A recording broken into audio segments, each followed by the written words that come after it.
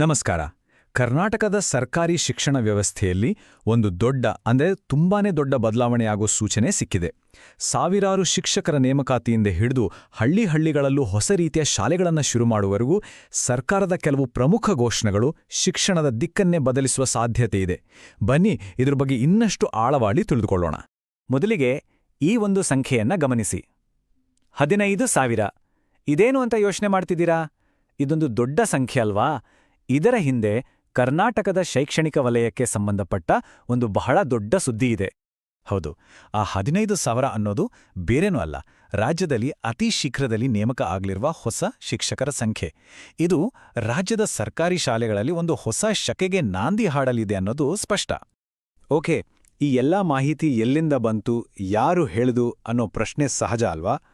So ಈ ಎಲ್ಲ ಮಹತ್ವದ ಘೋಷಣೆಗಳನ್ನು ಮಾಡಿರೋದು ನಮ್ಮ ಶಾಲಾ ಶಿಕ್ಷಣ ಮತ್ತು ಸಾಕ್ಷರತಾ ಸಚಿವ ಮಧು ಬಂಗಾರಪ್ಪ ಅವರು ವಿಧಾನ ಪರಿಷತ್ನಲ್ಲಿ ಈ ವಿಷಯಗಳನ್ನು ಪ್ರಕಟಿಸಿದ್ದಾರೆ.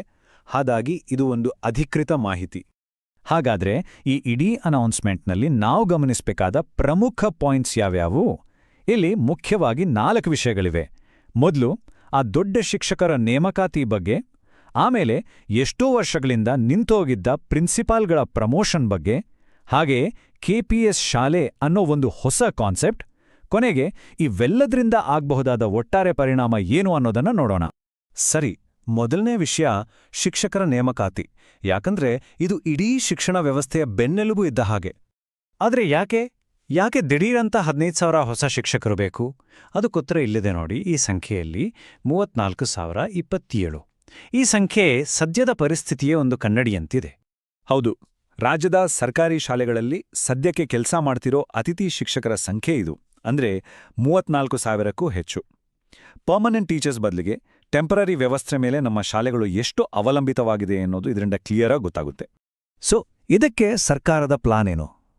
ಮೊದಲನೇ ಹೆಜ್ಜೆ 15,000 ಪರ್ಮನೆಂಟ್ ಟೀಚರ್ಸ್ನ ನೇಮಕ ಮಾಡಿಕೊಳ್ಳೋದು. ಇದು ಪ್ರೈಮರಿ ಮತ್ತು ಹೈಸ್ಕೂಲ್ ಎರಡಕ್ಕೂ ಸೇರಿ.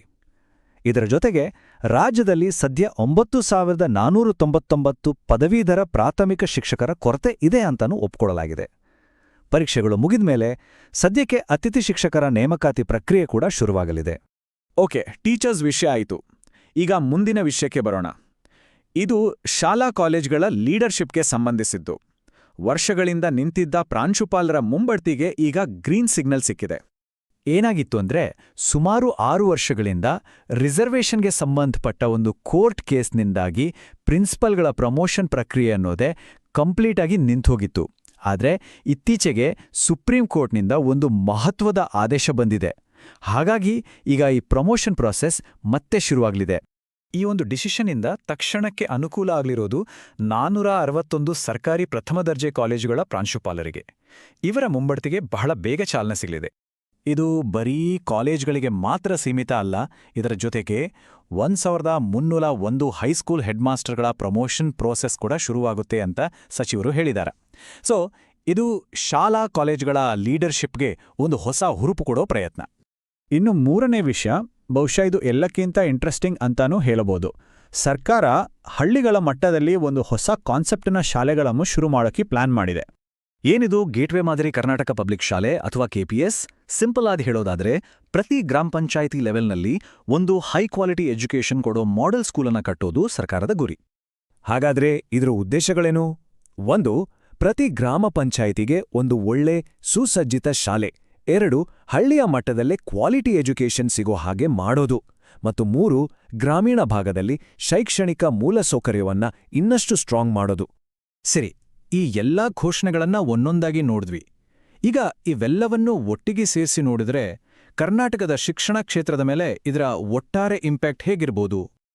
ಸಂಕ್ಷಿಪ್ತವಾಗಿ ನೋಡೋದಾದ್ರೆ 3 ದೊಡ್ಡ ಬದಲಾವಣೆಗಳನ್ನ ನಾವು ನಿರೀಕ್ಷಿಸಬಹುದು.